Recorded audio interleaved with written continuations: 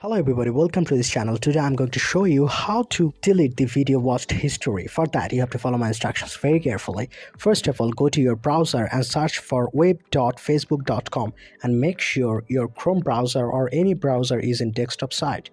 After that, log into your account and this type of interface will be appear. Now at the top right corner you will find a icon of your profile. Click on this button. Now click on the settings and privacy button. Now you can see that at the fourth option there is a button activity log. Click on this button. Now at the second option you can see a button videos you have watched. Click on this button. Now at the top right corner you can see our desired button, clear video watch history.